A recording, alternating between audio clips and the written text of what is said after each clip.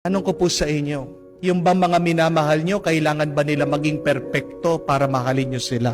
Di ba hindi? Perpekto po ba yung inyong mga anak? Hindi. Pero mahal nyo? Oo. Amen? Perpekto po ba ang inyong asawa? Hindi. Pero mahal nyo? Hindi kayo sumasagot. Lumabas yata sa butas ng ilong. Sabi. Walang perpekto dito sa mundo kung hindi ang Diyos. Pero kahit na hindi tayo perpekto, tingnan nyo ang tunay na pagmamahal. Minamahal niya tayo. Pinapaalala sa atin mga kapatid, huwag mong gagamitin ang mga tao. Mahalin mo sila.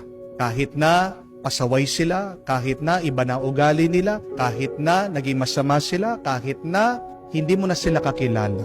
Mahalin mo sila. Kung tunay kang sumusunod sa Diyos, kung tunay kang naniniwala sa Diyos, love them as God loves them. Napakaganda po ng isang kwento. May isang maliit na bata, minsan pumasok po sa pet shop. Naghahanap po ng alaga. Ito pong bata, pagkatapos magtingin-tingin, nakakita po ng isang maliit na aso na pipilay-pilay. At sabi po niya doon sa may-ari, ito po ang gusto kong bilhin. Kaya lang ang may-ari, sabi niya, pumili ka na lang ng iba. Hindi ka magi-enjoy dyan. Nakita mo naman, pipilay-pilay. Magkakaroon ka lang ng problema dyan. Pero pinipilit po ng bata, was very insistent. Ito po yung gusto ko, sabi niya. Nagtanong po yung may-ari, sabi niya, bakit sa dami-dami ng mga aso dyan, yung pang pipilay-pilay yung pinili mo? Alam niyo pong ginawa ng bata, pinakita po niya yung kanyang paa. Inalis niya yung kanyang pantalon, pilay pala yung bata, naka-brace lang. At sabi po ng bata, alam niyo po, nung pagkakita ko dun sa aso, nakarelate ako sa kanya. Naramdaman ko yung nararamdaman niya. Kasi ako po, ayaw akong kalaro ng ibang bata kasi mahina ako, pipilay-pilay ako. Kaya nga nung nakita ko yung aso, naisip ko, para meron siyang maging kaibigan, para kaming dalawa, bagay na bagay kami. O nga naman po, pakaisipin niyo ito. Sinong makakaunawa sa isang taong naghihirap kung hindi ang isang taong dumaan din sa hirap? Sinong makakaunawa sa isang taong may sakit kung hindi ang isang taong dumaan din sa sakit? Sinong makakaunawa sa taong nadidepress at nalulungkot kung hindi ang isang taong dumaan din sa depression at lungkot? Why does God loves us despite of our brokenness? Because remember, my dear friends, that with Jesus being crucified on the cross, He was also broken.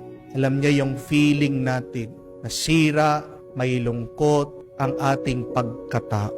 Yan ang dahilan ng ating tuwa. Naway maalaala natin kung gaano tayo kamahal ng Diyos. Napakaganda po ng second reading. Di ko alam kung narinig nyo. Ang pambungad pa lang po na pangungusap ay, God's mercy is rich. God's mercy is rich. Ang habag at awa ng Diyos ay umaapaw, makapal, sobra-sobra. Kaya po, huwag tayong mag-alala. Mga ibang tao, hindi tayo naiintindihan.